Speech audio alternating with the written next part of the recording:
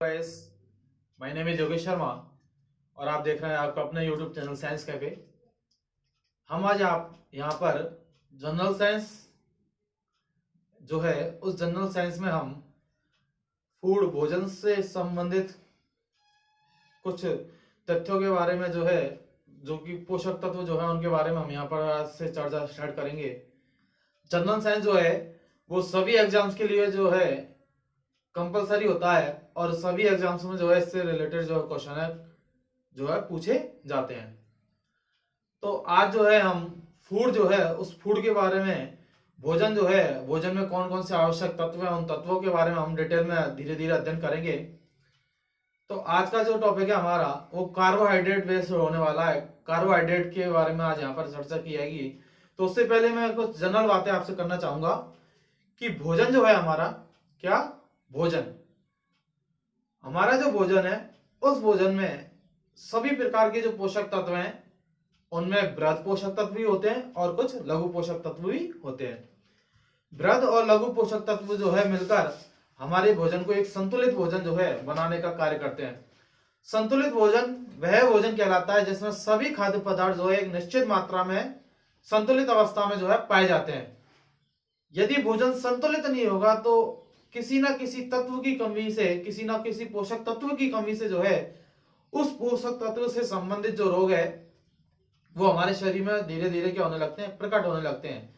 आपने देखा होगा कि संतुलित भोजन नहीं मिलता है तो कुपोषण जैसी जो समस्याएं हैं जो कि देखी जाती हैं वो प्रकट होने लगती हैं। कुपोषण मतलब पूर्ण रूप से पोषण नहीं मिलना जिसकी वजह से जो है बच्चे कमजोर दिखाई देते हैं, उनमें ब्लड की कमी पाई जाती है। इसके लिए आप स्टेट गवर्नमेंट ने जो है पोषण सप्ताह भी जो है स्टार्ट किया था 1 to 7 सितंबर में।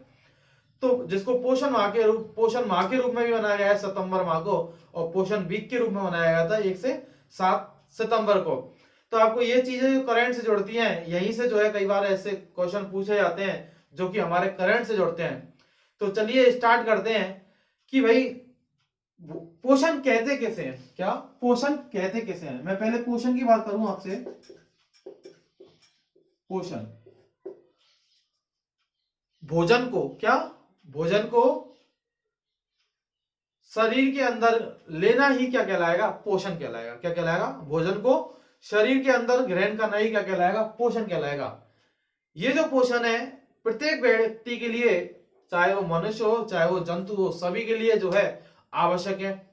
अब बात आती है इसकी मात्रा की कि कितनी मात्रा जो है पोषण की एक व्यक्ति को प्रतिदिन चाहिए होती है। उस मात्रा की मैं यहाँ पर बात करूंगा। इंपोर्टेंट पॉइंट है, साथ के साथ में आप नोटिस करते जाना, इनको नोट करते जाना। एक स्वस्थ पुरुष के लिए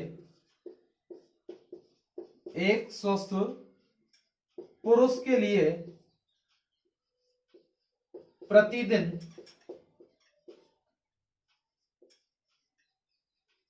3000 कैलोरी ऊर्जा की आवश्यकता होती है।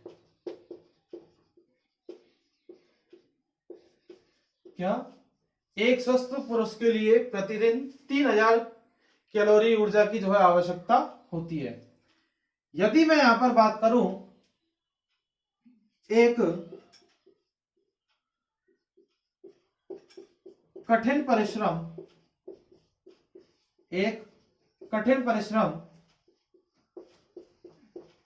करने वाले पुरुष के लिए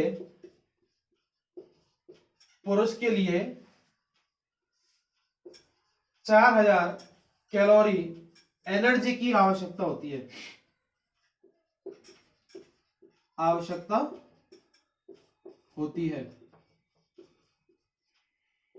देख तो रहा है क्या, स्वस्थ पुरुष के लिए 3000 किलो कैलोरी की और जो कठिन परिश्रम करने वाला जो पुरुष है उसके लिए 4000 कैलोरी की जो है आवश्यकता होती है। यदि हम बात करें महिलाओं में तो एक स्वस्थ महिला को प्रतिदिन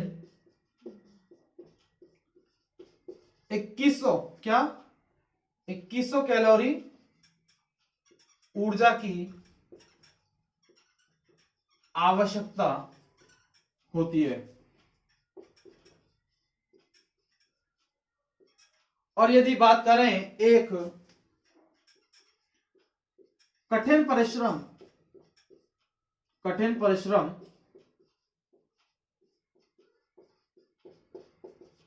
करने वाली महिला के लिए, कठिन परिश्रम करने वाली महिला के लिए 2400 कैलोरी ऊर्जा की आवश्यकता होती है।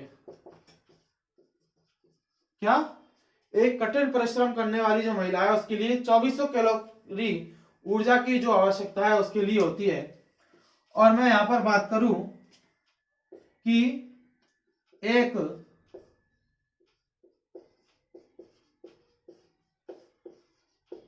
गर्भवती महिला के लिए, एक गर्भवती महिला के लिए 2800 कैलोरी ऊर्जा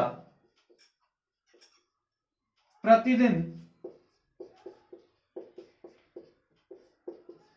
की आवश्यकता होती है। तो ये पॉइंट आपको याद रखने हैं। एक स्वस्थ पुरुष के लिए यदि बात की जाएगी तो 3000 कैलोरी ऊर्जा।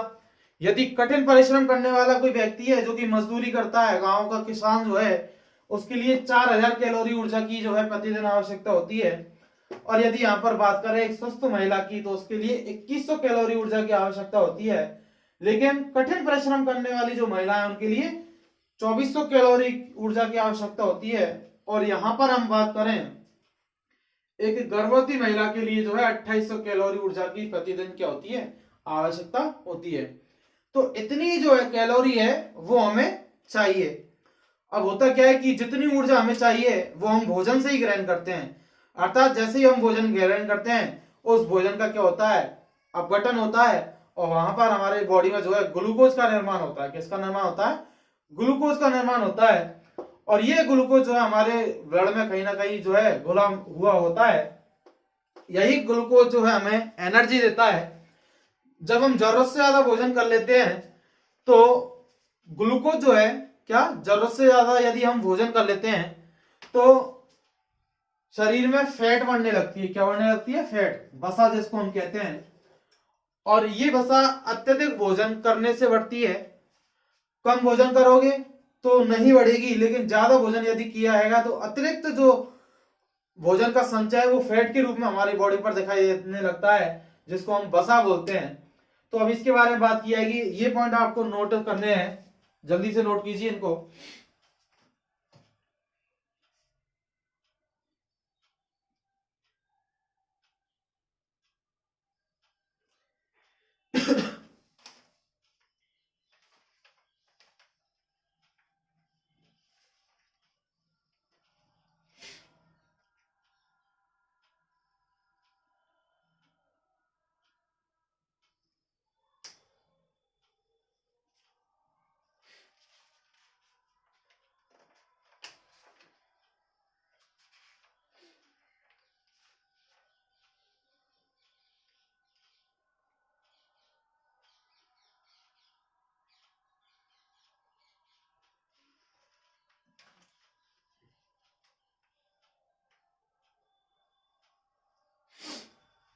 ठीक है, तो मैं इसको मिटा रहा हूं।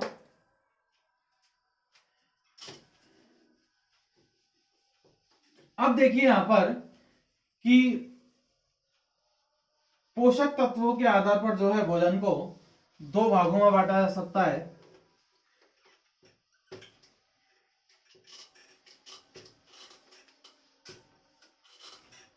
पोषक तत्वों के आधार पर जो है भोजन को दो भागों में बांटा जा सकता है।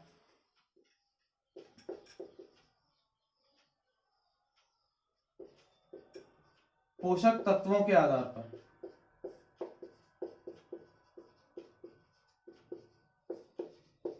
पोषक तत्वों के आधार पर जो भोजन है या पोषण जो है उसको दो भागों में बांटा जा सकता है। जिसमें पहला है बृहद पोषक तत्व, बृहद पोषक तत्व अर्थात बड़े, बृहद यानी बड़ा पोषक तत्व, जो कि हमारे भोजन में जिनकी सर्वाधिक जो मात्रा जो है पाई जाती है, उनके बारे में हम यहां पर चर्चा करेंगे। जिसमें पहला है कार्बोहाइड्रेट, क्या? कार्बोहाइड्रेट। सेकंड नंबर पर प्रोटीन और फिर वसा। ठीक है,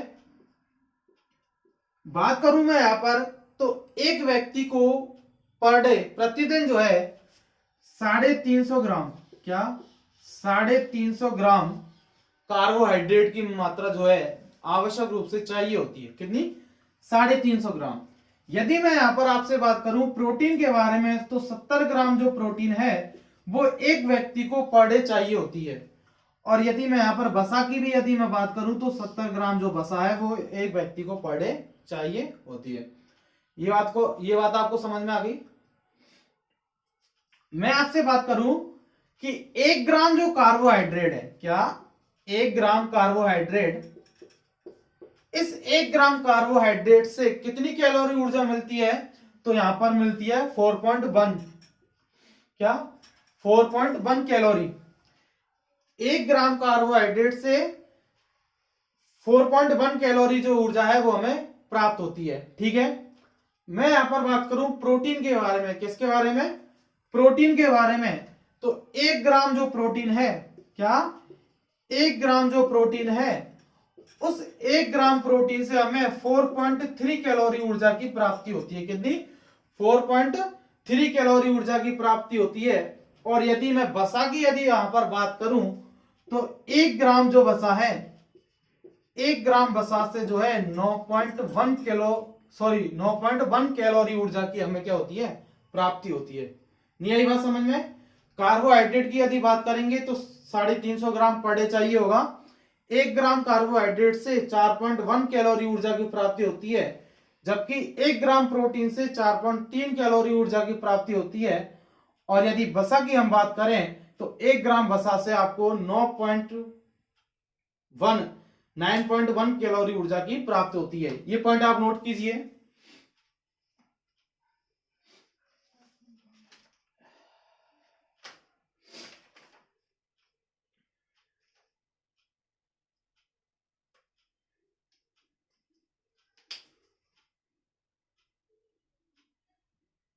ये आपको 9.1 से 9.3 के समथिंग भी मिल सकता है।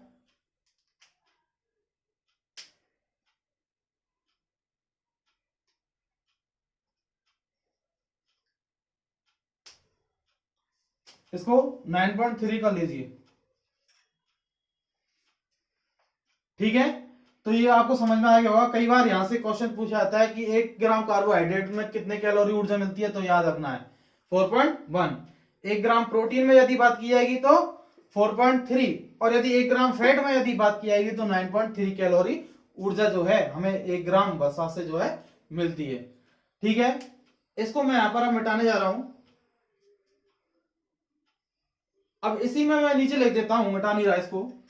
लघु पोषक तत्व कौन कौन से हैं? क्या? लघु पोषक तत्व, लघु पोषक तत्व ये एक प्रकार से अनिवार्य पोषक तत्व भी है, जो कि हमारे शरीर के लिए क्या होते हैं? आवश्यक होते हैं। अनिवार्य पोषक तत्व, अनिवार्य पोषक तत्व। ठीक है, जिसमें क्या क्या आ जाते हैं? जल, विटामिन्स, है ना, विटामिन, और साथ ही साथ खनिज लवण, खनिज लवण। ये क्या है? लघु पोषक तत्व है, जो कि हमारे जो है शरीर में पाए जाते हैं। जल हम ग्रहण करते हैं, विटामिन जो है अनेक प्रकार के खाद्य पदार्थों में पाए जाते हैं। खनिज लवण भी हमारे जो खाद्य पदार्थ हैं, हरी पत्तेदार सब्जियां हैं, अन्य कई खाद्य पदार्थ जो है उनमें खनिज लवण जो है प्रचुर मात्रा में पाए जाते हैं, जो कि लघु पोषक तत्व की श्रेणी में आते हैं। यदि एग्जाम में क्वेश्चन दिया जाए कि निम्न में से लघु पोषक तत्व नहीं है, और तीनों यदि ऑप्शन में हो और इनमें से एक कोई ऑप्शन में हो, तो आपको तीन को सेलेक्ट करना है कि ये तो लघु पोषक तत्व हैं। यदि इन तीनों के साथ यदि प्रोटीन दे दिया जाता है तो प्रोटीन क्या है, लघु पोषक तत्व नहीं है। हमेशा याद रखना है कार्बोहाइड्रेट, वसा एंड प्रोटीन जो है तीनों ही कैसे हैं, वृहद पोषक तत्व हैं जिनकी बहुत ज्यादा मात्रा हमारी बॉडी में पाई जाती है। लघु पोषक तत्व की हम यहाँ पर बात करेंगे तो कौन कौन से हैं, जल, विटामिन और खनिज लवण जिनको मिनरल्स बोला जाता है, ये क्या कहलाते हैं, हमारे लघु पोषक तत्व कहलाते हैं। आपने नोट कर लिया होगा, मैं अब इसको मिटाने जा रहा हूं, ठीक है। अब हम बात करते हैं कि भाई जब भी भोजन का जो पाचन होता है, उस भोजन के पाचन में सबसे पहले किस चीज का पाचन होता है, यह भी जानना जरूरी है। तो मैं आपको बताना चाहूंगा कि जब भी भोजन का पाचन होगा, उस पाचन में सबसे पहले जो है हमारे शरीर में जो है कार्बोहाइड्रेट का पाचन होता है। किसका पाचन होता है, यदि पाचन का क्रम यदि आपसे पूछा जाए तो उसमें पहला नंबर होता है किसका, कार्बोहाइड्रेट का। किसका, कार्बोहाइड्रेट। सबसे ज्यादा पहले पाचन किसका होगा, कार्बोहाइड्रेट का। उसके बाद प्रोटीन का। किसका, प्रोटीन। और फिर उसके बाद जो है सबसे लास्ट में किसका पाचन होता है, वसा का पाचन होता है। किसका पाचन होता है, वसा का। अर्थात सबसे लास्ट में जो है फैट का पाचन होता है।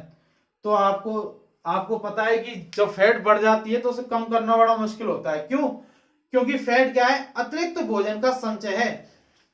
मैंने बोला था, अभी बताया था आपको, 1 ग्राम फैट जो है, उस 1 ग्राम फैट से हमें 9.3 कैलोरी जो कैलोरी ऊर्जा है वो हमें 1 ग्राम फैट से प्राप्त होती है। तो सोचो बॉडी में यदि ज्यादा मात्रा में फैट कलेक्ट हो गया तो कितनी एनर्जी है, इसके लिए आपको वर्कआउट ज्यादा करना पड़ेगा। वर्कआउट करते हैं तो एनर्जी लेस होती है या नहीं होती है। तो वर्कआउट जब कार्य ज्यादा करेंगे, कठिन परिश्रम करेंगे तो एनर्जी ज्यादा वेस्ट होगी। तो एनर्जी जैसे निकलेगी तो फैट का जो मात्रा है वो धीरे धीरे क्या होती जाएगी, बॉडी में कम होती जाएगी।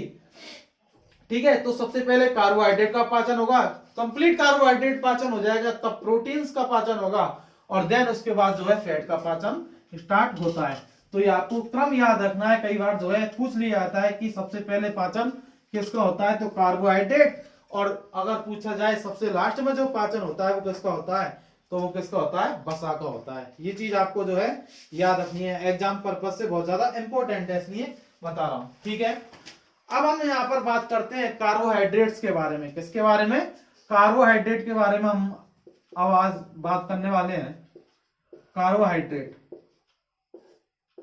ठीक है, जैसा कि नाम से पता चल रहा है, कार्बोहाइड्रेट होते क्या है। कार्बोहाइड्रेट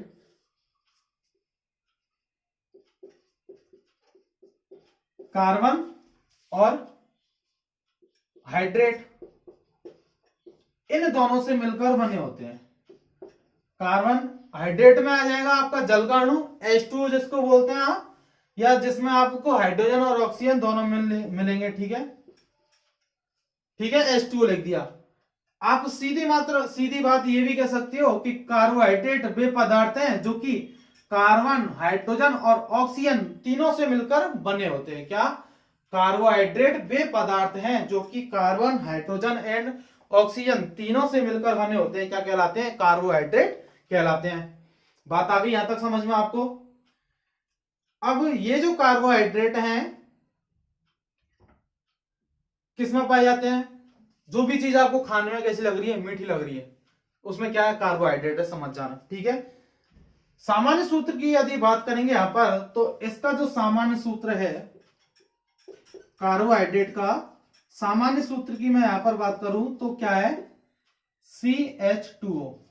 क्या, CH2O क्या है, इसका सामान्य सूत्र है। क्या है, CH2O सामान्य सूत्र। यहां पर हाइड्रोजन और ऑक्सीजन का जो अनुपात है, हाइड्रोजन और ऑक्सीजन का जो रेशो है वो 2:1 होता है, 2:1 होता है। ये आपको याद रखना है। एग्जाम में जो है कई बार क्वेश्चन यहां से पूछा गया है कि कार्बोहाइड्रेट में हाइड्रोजन और ऑक्सीजन का जो अनुपात है, जो रेशो है, वो कितना होता है, तो वो आपको याद रखना है 2:1 होता है। 1:2 भी दिया हुआ होगा वहां पर, लेकिन वो आपको नहीं लिखना है।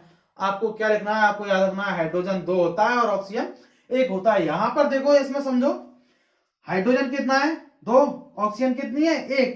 तो कार्बोहाइड्रेट के में हाइड्रोजन और ऑक्सीजन के रेशो की यदि बात की जाएगी, अनुपात की यदि बात की जाएगी, तो यहाँ पर कितना लिखा जाएगा, 2:1। ये आपको याद रखना है। सामान्य सूत्र एग्जाम में कई बार पूछा जाता है, CH2O कार्बोहाइड्रेट का क्या होता है, सामान्य सूत्र होता है। ये बात आपको समझ में आ रही है, नोट करते जाइए साथ ही साथ में, क्योंकि मैं मिटाऊंगा। अब बात करते हैं कि कार्बोहाइड्रेट का भाई नामकरण कैसे किया जाता है, नोमेनक्लेचर कैसे किया जाता है कार्बोहाइड्रेट का, तो उसकी हम बात करेंगे। कार्बोहाइड्रेट पहचानने का सीधा सीधा तरीका है, कोई ज्यादा कठिन बात नहीं है। कार्बोहाइड्रेट जो भी होगा, उस कार्बोहाइड्रेट में आपको एल्डो क्या एल्डो या कीटो एल्डो या कीटो समूह दिखाई देगा, और उस एल्डो या कीटो समूह के बाद आपको कार्बन की संख्या दिखाई देगी, और उस कार्बन की संख्या के बाद आपको ओज लिखा हुआ दिखाई देगा। ओज जो है वो लिखा हुआ दिखाई देगा। नहीं आई बात समझ में? एल्डो समूह होगा या कीटो समूह होगा, ठीक है। उसके बाद क्या होगा, कार्बन की संख्या प्रदर्शित की गई होगी वहां पर, और देन इसके बाद क्या होगा, उसके लास्ट में जो है ओज लिखा हुआ होगा। क्या? ओज। एग्जांपल दूं मैं आपको, एल्डो हेक्सोज, एल्डो हेक्सोज, कीटो पेंटोज, कीटो पेंटोज। अब मैं यहां पर बात करूं आपसे, एल्डो ग्रुप है, हेक्स कार्बन की संख्या 6 को प्रदर्शित करता है, और हेक्सोज लास्ट में ओज लग रहा है, तो ये क्या है, इट मींस क्या है, ये कार्बोहाइड्रेट है। बात करें कीटो ग्रुप की, तो कीटो पेंटोज लिखा, पेंट मतलब कार्बन की संख्या कितनी है, 5, और ओज लिखा हुआ है, इट मींस क्या है कि कार्बोहाइड्रेट है। लास्ट में क्या लिखेगा, ओज लिखा हुआ मिलेगा, तो इससे आप पहचान सकते हो कि ये कार्बोहाइड्रेट है या नहीं है। तो आपको ये याद रखना है कि एल्डो या कीटो ग्रुप जुड़ा हुआ होगा, देन उसके बाद कार्बन की संख्या, और उसके बाद जो है लास्ट में आपको ओज जो है, बोलने पर आपको ओज जैसा कुछ सुनने को दिखाई देगा। तो एल्डो एक्सोज, कीटो एक्सोज, पेंटो एक्सोज, ठीक है। एल्डो पेंटोज क्या कुछ भी हो सकता है, तो आपको ये याद रखना है कि इनका जो नोमेनक्लेचर है किस प्रकार किया जाता है। कार्बन की संख्या वो आपको याद रखनी है, mono, di, tri, tetra, pent, hex, hept, oct, non और डेका, ऐसे कार्बन की संख्या होती है, और उसमें लास्ट में आपको ओज जोड़ना है, ठीक है। और शुरुआत में क्या होगा, या तो एल्डो ग्रुप होगा या फिर कीटो ग्रुप होगा, ये चीज आपको ध्यान रखनी है। तो इसको भी आप साथ ही साथ में नोट करते जाइए, ठीक है। तो आपसे जब भी क्वेश्चन पूछा जाए कि कार्बोहाइड्रेट किसे कहते हैं, तो आपको बोल देना है कि कार्बन, हाइड्रोजन और ऑक्सीजन से मिलकर बने कंपाउंड क्या कहलाते हैं, कार्बोहाइड्रेट कहलाते हैं। अब यहां पर हम कार्बोहाइड्रेट के क्लासिफिकेशन के बारे में पढ़ेंगे। बताओ फिर मैं आप इसको, ठीक है। अब हम यहां पर कार्बोहाइड्रेट का क्लासिफिकेशन पढ़ेंगे, ठीक है। यहां से बहुत सारी चीजें आपके लिए क्लियर होती जाएंगी।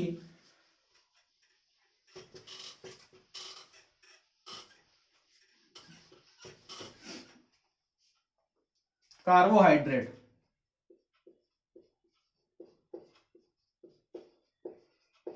कार्बोहाइड्रेट, ठीक है।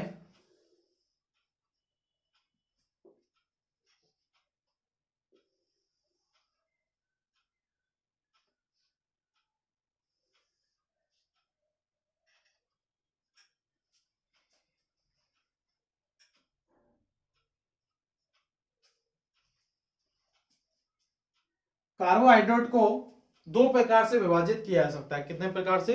दो प्रकार से। मैं यहां पर ये भी लिख देता हूं, कार्बन, हाइड्रोजन और ऑक्सीजन से मिलकर बना यौगिक कंपाउंड है ना, क्या कहलाएगा, कार्बोहाइड्रेट कहलाएगा, ठीक है। जिसका रेशो कितना होता है, हाइड्रोजन और ऑक्सीजन का रेशो यहाँ पे पूछा जाएगा तो 2:1, 2:1।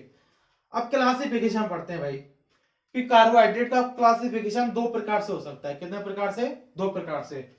एक तो होगा भौतिक गुणों के आधार पर, अर्थात फिजिकल नेचर जो है, भौतिक गुणों के आधार पर, भौतिक गुणों के आधार पर।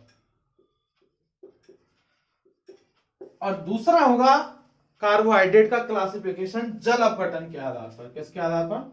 जल अपघटन के आधार पर। जल अपघटन के आधार पर, ठीक है।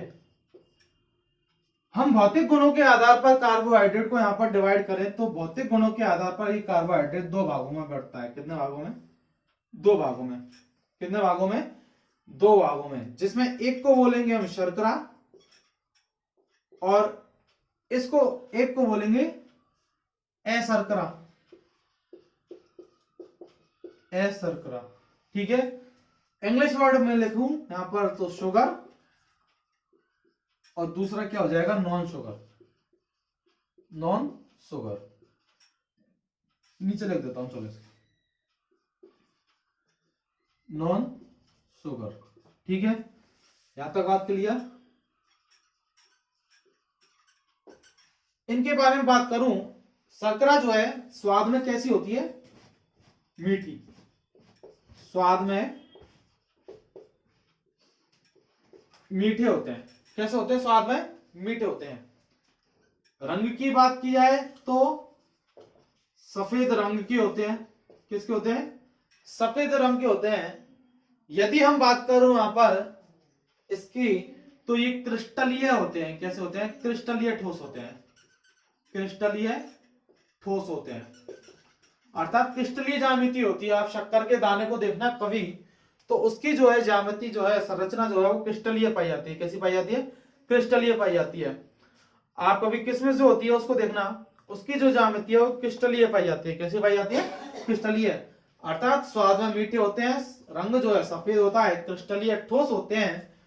और बात करूं विलेयता की, सॉल्युबिलिटी की, यदि मैं यहां पर बात करूं तो जल में कैसे होते हैं? विलेय होते हैं। कैसे होते हैं? जल में विलेय होते हैं। कैसे होते हैं? विलेय। विलेय का मतलब समझ में आ रहा है? जल में आसानी से डिसॉल्व हो जाते हैं, घुल जाते हैं। शक्कर को आप पानी में घोलोगे तो वो आसानी से घुल जाएगी, जल में विलय होगी। क्रिस्टलीय ठोस होते हैं, सफेद रंग के होते हैं, स्वाद में मीठे होते हैं, ठीक है। एग्जाम्पल दूं मैं आपको यहां पर, example mannose, glucose, galactose, sucrose, ये सभी जो है शर्करा के उदाहरण है। किसके उदाहरण है? शर्करा के उदाहरण है। अशर्करा की मैं यहां पर बात करूं तो ये जो है स्वादहीन होते हैं। कैसे होते हैं? स्वादहीन होते हैं, ठीक है। रंग की बात करूं तो रंगहीन होते हैं। कैसे होते हैं? रंगहीन होते हैं। बात करूं क्रिस्टलीयता की तो ये कैसे होते हैं? अक्रिस्टलीय होते हैं। कैसे होते हैं? अक्रिस्टलीय होते हैं, अर्थात कोई निश्चित ज्यामिति इनकी नहीं पाई जाती, ठीक है। विलेयता की बात करूं तो जल में अविलय होंगे। कैसे होंगे? जल में अविलय होंगे। कैसे होंगे? अविलय होंगे, ठीक है। उदाहरण में यहां पर लिखूं आपको तो एग्जांपल में आप लिख सकते हो स्टार्च, सेल्यूलोज। सेल्यूलोज, बात आ गई समझ में? तो भौतिक गुणों के आधार पर जो है इस कार्बोहाइड्रेट को कितने भागों में बांटा गया? दो भागों में, शुगर और नॉन शुगर। शुगर वे होते हैं जो कि स्वाद में मीठे होते हैं, और नॉन शुगर वे होते हैं कि जो स्वाद में मीठे नहीं होते हैं। शुगर की बात की जाए, स्वाद में मीठे होंगे, रंग सफेद होगा, क्रिस्टलीय ठोस होंगे, जल में कैसे होंगे? डिसॉल्व हो जाएंगे, आसानी से घुल जाएंगे, विलय हो जाएंगे। मैनोज, ग्लूकोज, गैलेक्टोज, सुक्रोज जो है ये सभी क्या है? जल में घुलनशील होते हैं, ठीक है। तो शुगर की कैटेगरी में आते हैं। अशर्करा की बात करूं, नॉन शुगर की बात करूं तो स्वादहीन होते हैं, रंगीन होते हैं, अक्रिस्टलीय होते हैं, सॉरी, और जल में अविलय होंगे। एग्जाम्पल में बात करूं तो स्टार्च और सेल्यूलोज इसके क्या होंगे? एग्जाम्पल। आप जल्दी इसको नोट कीजिए, फिर हम जल अपघटन के आधार पर जो है इनका क्लासिफिकेशन करेंगे। जल्दी नोट कीजिए आप इसको।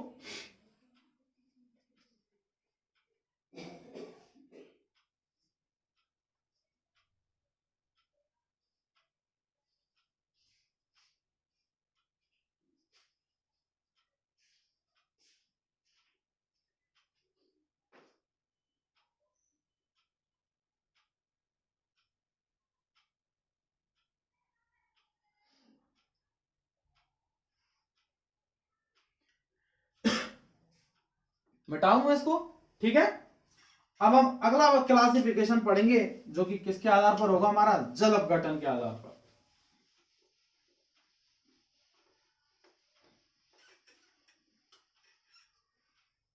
जल अपघटन के आधार पर कार्बोहाइड्रेट का क्लासिफिकेशन।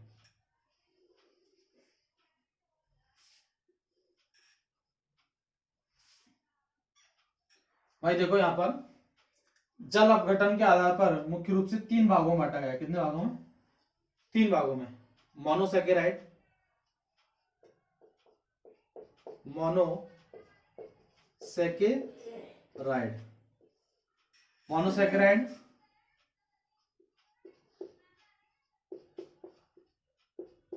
ओलिगोसेकेराइड, ओलिगोसेकेराइड और देन इसके बाद पॉलीसेकेराइड, पॉलीसेकेरॉइड, पॉलीसेकेरॉइड। ठीक है, 3 भागों में बांटा। कितने भागों में? 3 भागों में बांटा। सामान्य सूत्र की मैं यहां पर बात करूं, किसकी? मोनोसेकेराइड के सामान्य सूत्र की मैं यहां पर बात करूं तो इसका जो सामान्य सूत्र है वो क्या होगा? C6H12O6। इनका जो है जल अपघटन नहीं होता है। ठीक है, मोनोसेकेराइड का जो है जल अपघटन नहीं होता है। ठीक है, मोनोसेकेराइड का जल अपघटन नहीं होता है। सामान्य सूत्र जो मैंने लिखा है वो क्या है? C6H12O6 मोनोसेकेराइड का जो है सूत्र है। इसके एग्जांपल की मैं बात करूं तो मेनोज, राइबोस, ग्लूकोज, ग्लैक्टोज और फ्रक्टोज, ये इसके क्या है? एग्जांपल है। आप इसको नोट कीजिए साथ ही साथ। इनमें जल अपघटन क्या होगा? नहीं होगा। मोनोसेकेराइड का सूत्र क्या है? C6H12O6। ठीक है,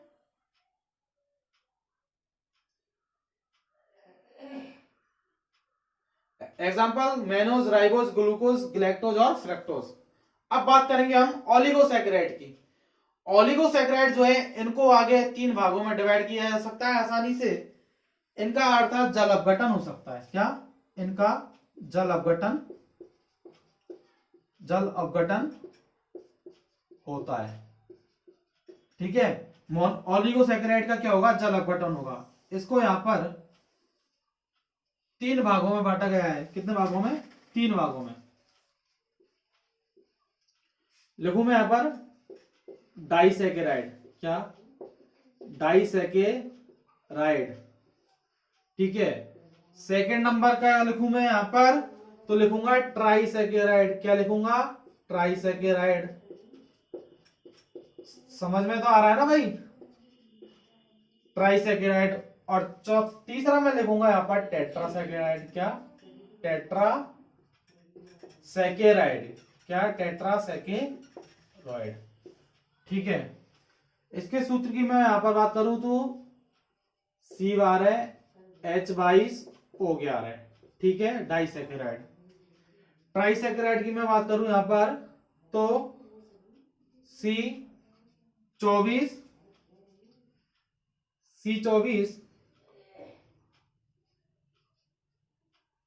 H जो है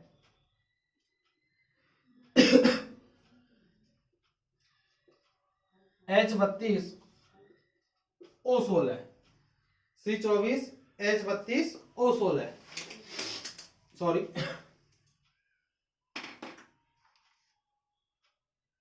सॉरी, C18H32O16। C18H32O16 ट्राइसेकेराइड। क्या? C18H32O16 ये क्या है? ट्राइसेकेराइड। और टेट्रासेकेराइड की मैं यहां पर बात करूंगा तो होगा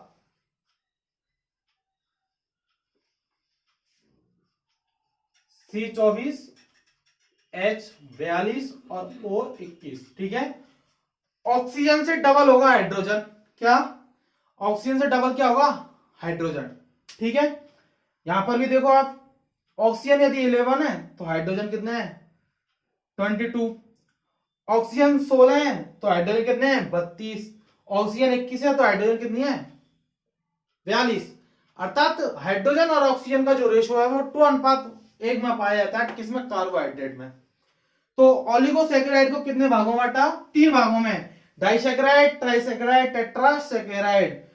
डाइसैकेराइड में 2 भागों में टूटेगा, C12H22O11, ट्राइसैकेराइड C18H32O16, और टेट्रासैकेराइड में हम बात करेंगे तो क्या है, C24H42 और O21। इसके मैं एग्जांपल की मैं बात करूं यहां पर उदाहरण की, तो इसका जो एग्जांपल है वो क्या है, रेफिनोज। क्या, रेफिनोज। इसके उदाहरण की मैं यहां पर बात करूं तो इसका जो उदाहरण है वो क्या है, स्टाकिरोज। क्या, स्टाकिरोज, जो क्रमशः ग्लूकोज, फ्रक्टोज और साथ ही साथ 2 ग्लैक्टोज की इकाइयां जो है देता है टेट्रासैकेराइड में। स्टाकिरोज की हम बात करें, रेफिनोज ग्लूकोज और फ्रक्टोज के साथ जो है एक ग्लैक्टोज की इकाई देता है, इसलिए ट्राइसैकेराइड बोला जाता है। और डाइसैकेराइड की यदि मैं यहां पर बात करूं तो डाइसैकेराइड का जो उदाहरण है वो है सुक्रोज और माल्टोज की हम बात करें, सुक्रोज और माल्टोज। सुक्रोज और माल्टोज जो है, सुक्रोज और माल्टोज जो है वो डाइसैकेराइड के क्या है, उदाहरण है। तो ये आपको याद रखना है। तो हमने जल अपघटन जिनमें नहीं होता है वो क्या है, मोनोसैकेराइड। ऑलिगोसैकेराइड और पॉलीसैकेराइड में जो है जल अपघटन पाया जाता है। ठीक है, ये भी आपको याद रखना है। ऑलिगोसैकेराइड को कितने भागों में डिवाइड किया, 3 भागों में। मोनोसैकेराइड सॉरी ऑलिगोसैकेराइड को 3 भागों में डिवाइड किया, डाइसैकेराइड, ट्राइसैकेराइड, टेट्रासैकेराइड। डाई का मतलब 2 भागों में टूटेगा, ट्राई का मतलब 3 भागों में टूटेगा, और टेट्रा का मतलब 4 भागों में टूटेगा। डाइसैकेराइड के उदाहरण सुक्रोज और माल्टोज। ठीक है, बात करें ट्राइसैकेराइड की तो रेफिनोज, जो कि एक ग्लूकोज, एक फ्रक्टोज और एक ग्लैक्टोज की इकाई देता है। बात करें टेट्रासैकेराइड का जो उदाहरण है स्टाकिरोज है, जो कि एक ग्लूकोज, एक फ्रक्टोज और 2 ग्लैक्टोज की जो है इकाइयां देता है। ठीक है, तो कई बार एग्जाम में यहां से क्वेश्चन पूछा जाता है।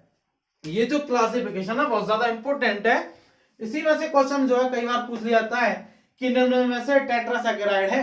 अब आपको देख देगा वहां पर रेफिनोज, सुक्रोज दे दिया, आपको ग्लैक्टोज दे दिया और आपको स्टाकिरोज दे दिया। आपको वहां से इन चारों में से एक सेलेक्ट करना है। तो याद रखना है कि स्टाकिरोज जो है वो एक प्रकार का टेट्रासैकेराइड है। कैसा है, टेट्रासैकेराइड। इट मींस इसका जब भी अपघटन होगा तो ये 4 भागों में टूटेगा। कितने भागों में टूटेगा, 4 भागों में। अर्थात इससे 4 अणु जो हमें प्राप्त होंगे, जिसमें एक ग्लूकोज, एक फ्रक्टोज और 2 ग्लैक्टोज के अणु हमें प्राप्त होते हैं। यहां तक आपको समझ में आ गया होगा। साथ ही साथ आप नोट करते चलिए, क्योंकि अब मिटाना पड़ेगा मुझे। पॉलीसैकेराइड का लिखना है ना वहां पर। अभी पॉलीसैकेराइड में थोड़ा सा ये वैसे, तो उसमें मैं आपको बता देता हूं वहीं से।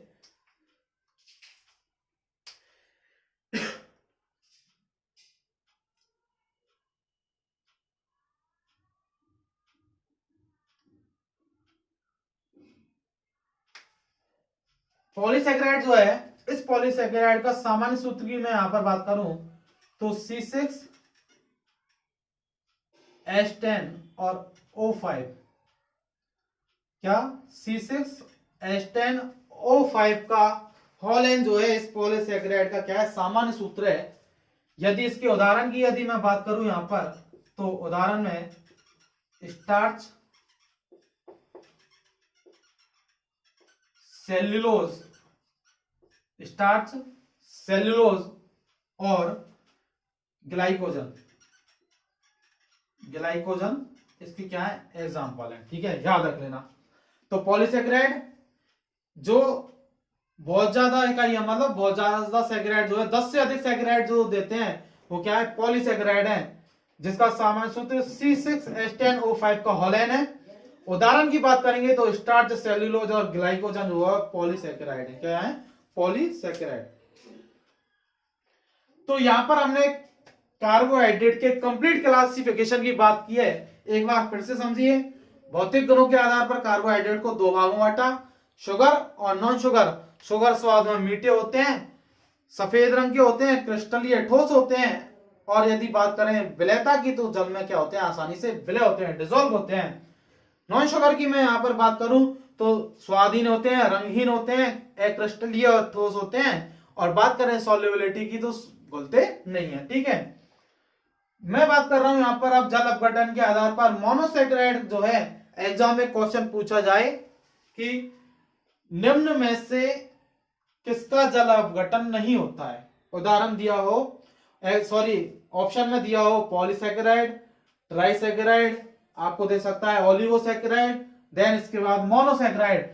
तो जब याद रखना कि कब कोई एक है, मोनो है मतलब एक है, तो एक का आप आधा करोगे तो आधा डिवीजन नहीं होता है। तो आप याद रखना कि मोनोसेकेराइड जो है उसका जल अपघटन नहीं होता है। ओलिगोसेकेराइड और पॉलीसेकेराइड का जो है आसानी से जल अपघटन किया जा सकता है। जब भी कोई भी बड़ा अणु है, दो अणुओं से मिलकर बने हैं, मतलब एक अणु दो अणुओं से मिलकर बना है, तो उसका डिवीजन हो सकता है, उसका विभाजन हो सकता है जल अपघटन के आधार पर। लेकिन C6 मोनोसेकेराइड का आपको सूत्र भी याद रखना है, C6H12O6, ये ग्लूकोज का भी सूत्र है। ठीक है, तो आपको याद रखना है ग्लूकोज मोनोसेकेराइड का ही क्या है, एग्जाम्पल है। तो ये जो है क्लासिफिकेशन हमने यहाँ पर पढ़ा है, जिसमें ओलिगोसेकेराइड को 3 भागों में बांटा, डाई, ट्राई और टेट्रा। बात करेंगे पॉलीसेकेराइड की तो C6H10O5 का हॉलेनेस का क्या है, सूत्र है। और बात करें उदाहरण, स्टार्च, सेलुलोज और ग्लाइकोजन क्या है इसके इंपॉर्टेंट एग्जांपल है। तो ये जो है कार्बोहाइड्रेट का हमने यहाँ पर संपूर्ण क्लासिफिकेशन पढ़ा है। अब इससे संबंधित कुछ तथ्य हैं, उनके बारे में मैं यहाँ पर आपसे चर्चा करूंगा, क्योंकि इन्हीं में से जो है कई बार क्वेश्चन जो है बार बार हमसे एग्जाम्स में पूछ लिए जाते हैं। तो आप इसको नोट कर लिया होगा आपने, मैं अब इसको मिटाने जा रहा हूं, मिटा दूं? ठीक है,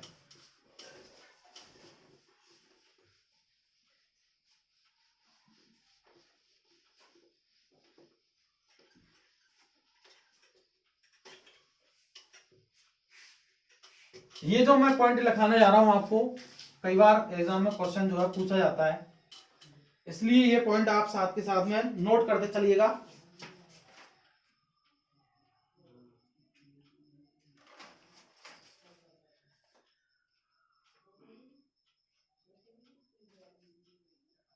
ठीक है, मैं लिख रहा हूं, यहां पर पॉइंट लिखता जा रहा हूं मैं, आप नोट करते जाइएगा।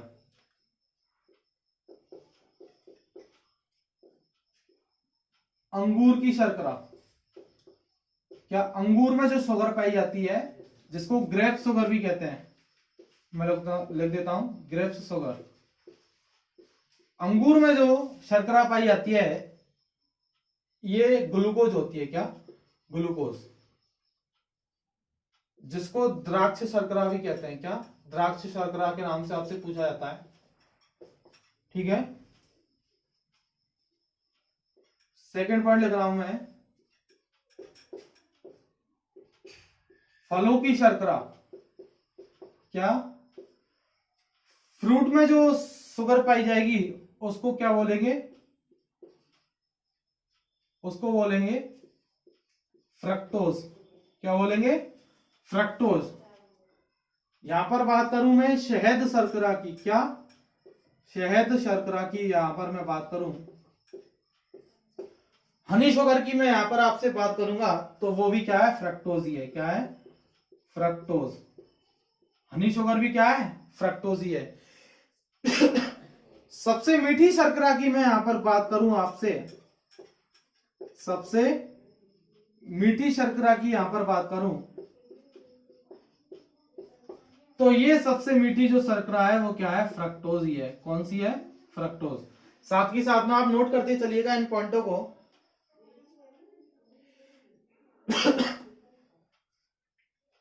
आपसे एग्जाम में पूछा जाए रक्त शर्करा कौन सी है, हमारे रक्त में कौन सी शर्करा पाई जाती है, तो आप बताइए। ब्लड में क्या पाया जाता है, ग्लूकोज, तो रक्त शर्करा कौन सी हमारी, ग्लूकोज। ठीक है, खाद्यान्न जो है जैसे गेहूं, जौ, चना, बाजरा, मक्का, इन सभी में कौन सी शर्करा पाई जाती है, माल्टोज शर्करा। कौन सी, माल्टोज शर्करा। इन पॉइंटों से कई बार पूछा जाता है। पृथ्वी पर सर्वाधिक मात्रा में पाई जाने वाली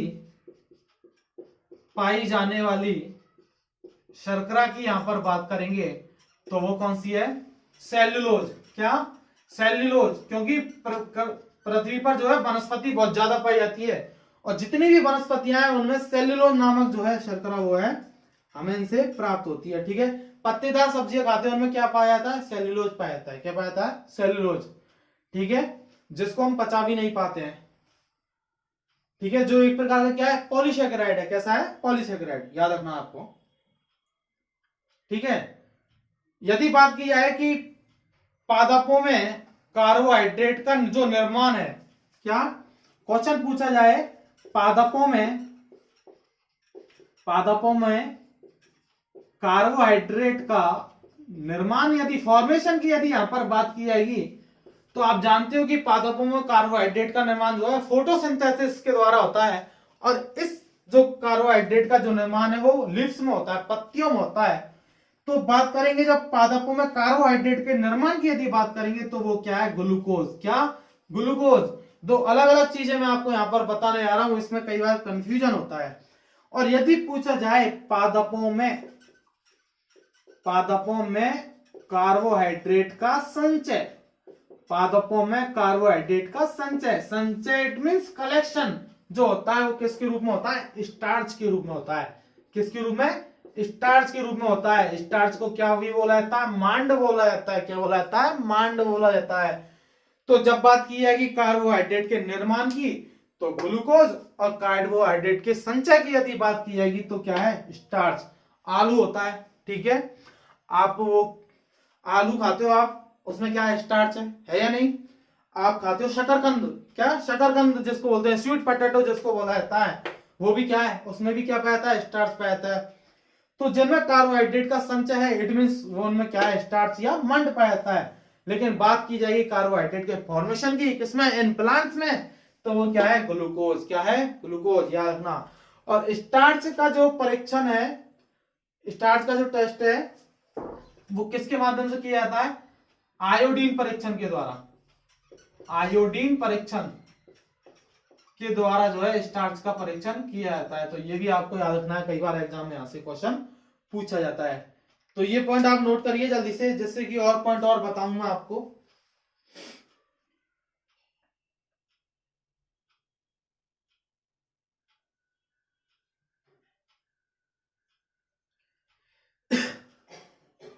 यदि यहां पर एक पॉइंट और मैं बताना चाहूंगा आपको, यदि सर्वाधिक शुद्ध सेल्यूलोज की यदि बात की जाएगी, क्या? शुद्ध सेल्यूलोज, हमें जो शुद्ध सेल्यूलोज जो है वो हमें कहां से प्राप्त होता है? 90% कपास से प्राप्त होता है। किससे प्राप्त होता है? कपास से हमें शुद्ध सेल्यूलोज प्राप्त होता है। तो ये पॉइंट भी आपको याद रखना है। हो सकता है कई बार क्वेश्चन में पूछ ले कि शुद्ध सेल्यूलोज जो है किससे प्राप्त होता है? कपास से प्राप्त होता है, जो कि 90% हिस्सा जो है।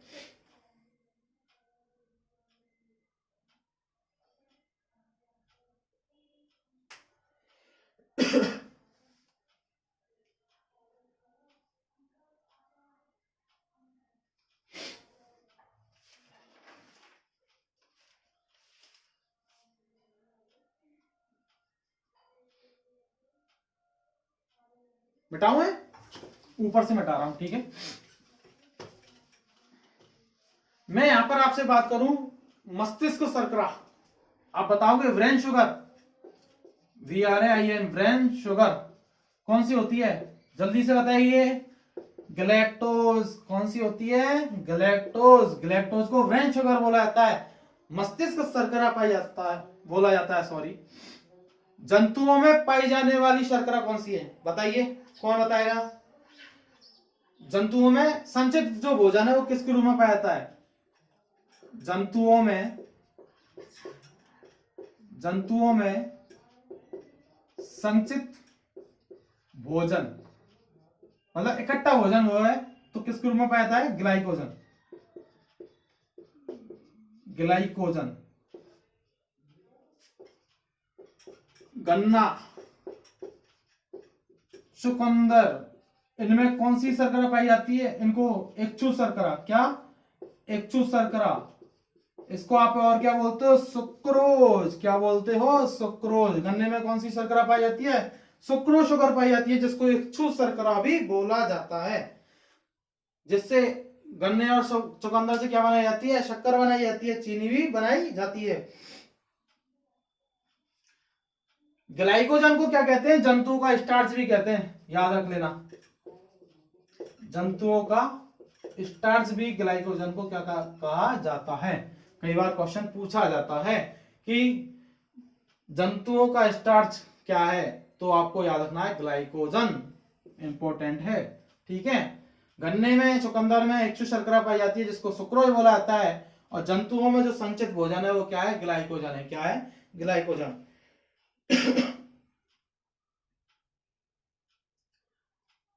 यदि क्वेश्चन आपसे पूछा जाए कि खिलाड़ियों को जो है, जो बहुत ज्यादा वर्कआउट करते हैं, मेहनत करते हैं, उनको जो है तुरंत रूप से एनर्जी की यदि बात की जाएगी तो क्या दिया जाएगा? वहां पर ग्लूकोज दिया जाएगा। क्या?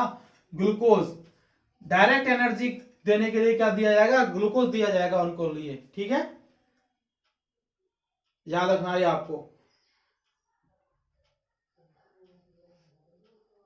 जब भी कोई व्यक्ति जो है आमरण अनशन पर बैठा होता है, भूख हड़ताल पर बैठा होता है, तो आपको पता है कि उनको जूस पिलाया जाता है। क्या? जूस पिलाया जाता है। वो क्या है? एक प्रकार से डायरेक्ट एनर्जी है, जिसको जो है आगे यदि उनको मतलब कुछ ऐसा खिलाया जाए, फ्रूट्स वगैरह खिलाया जाए, तो उसको फिर तोड़ना पड़ेगा, लेकिन उनको डायरेक्ट जूस पिलाया जाता है, जो कि हमारे सीधे ब्लड में क्या होता है? डायरेक्ट जाकर जुड़ जाती है वो शुगर, ग्लूकोज के रूप में। किसके रूप में? ग्लूकोज के रूप में।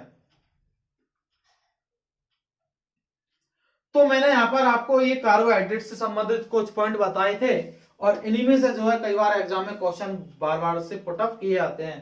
तो आपने ये पॉइंट नोट तो किए ना। यहाँ पर जो है हमारे कार्बोहाइड्रेट का सेशन जो है वो खत्म होता है। और कुछ यदि अपडेट मिलेगा कार्बोहाइड्रेट से संबंधित, कुछ नई चीजें यदि मिलेंगी तो मैं आपको उसके लिए भी वीडियो बनाऊंगा एक। यदि आपको ये आज का वीडियो पसंद में आया हो तो इस सेशन को यहीं खत्म करते हैं, आज की क्लास को।